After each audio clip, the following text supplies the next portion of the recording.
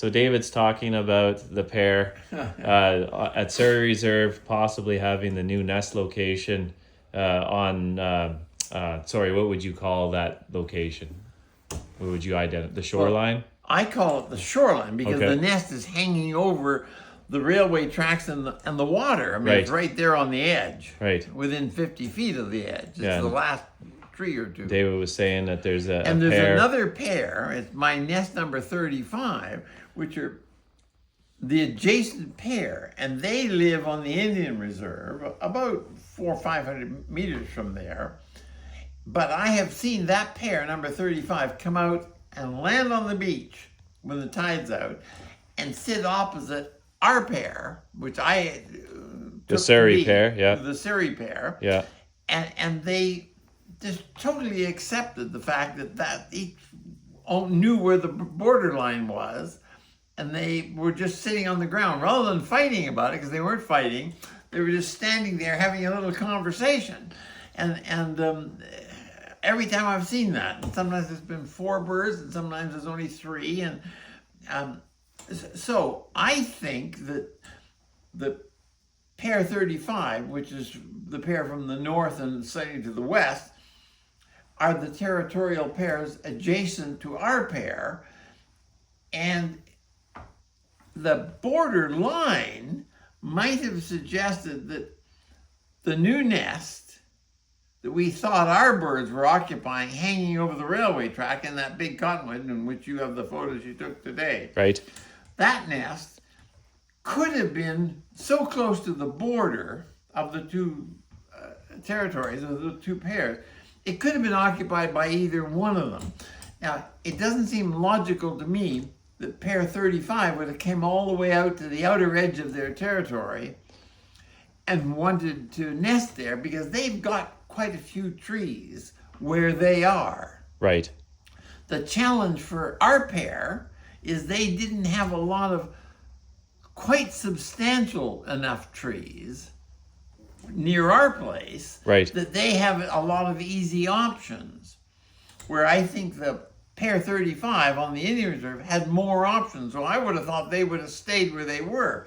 But it is possible that that new nest hanging over the railway tracks is occupied by pair 35. Maybe they moved up there and said, we're just going to, we know that there's so much food in Blaine Harbor, because that's the big feeding area where the cormorant colony is and the gull colony and so on. Maybe they wanted to be closer to it, and they're going to hold out to keep it. But I thought, from what you two were all saying to start with, that the new nest that fell down and now has been rebuilt again was probably our birds. We initially thought it was, and then through some photography and stuff, it's hard to get 100% ID.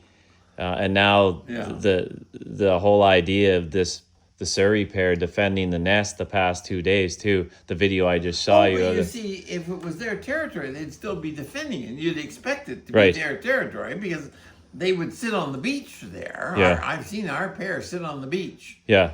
And right there, but right opposite Is the pair 35. They're both, it's right on the edge That's right. of the two, it's the border of the two properties. Yeah. So that line is that nest line would be so close onto either side. Yes, and yet it could give one or the other the courage to say, well, I'm just gonna, that's a good tree and I'm building in it. Right. Right. But I would think there would be less likelihood of the pair 35 from the reserve doing it, because they have more trees that are bigger Right. over where they live, Right.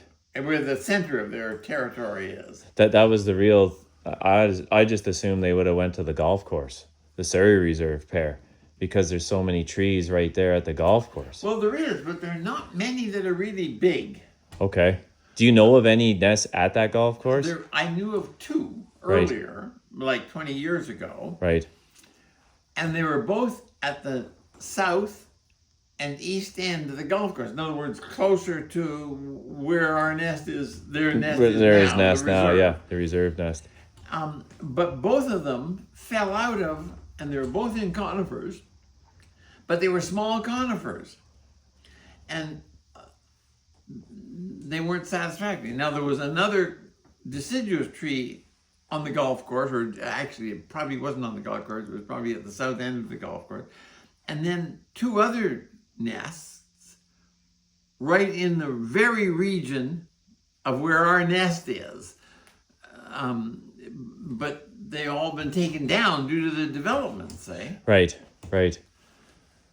And what was so discouraging to me was when we got the agreement to put the reserve in there, there was about three more big trees on our property, or I thought were going to be included in the reserve. And an arborist decided that they were either too big or too old, or had some damage in them, and he had them taken out. So that after the reserve was made, I went down there and goddamn, the tree that I thought we'd have the nest in wasn't even there. They took it out. So that was a disappointment, but you can't help that. It's gone. Right. Yeah, frustrating. Okay, that was just a bit of history on the Surrey nest. Yeah, there you go. And there we go, yeah. How are you? Good. Say hi to Sandy. Hi, Sandy.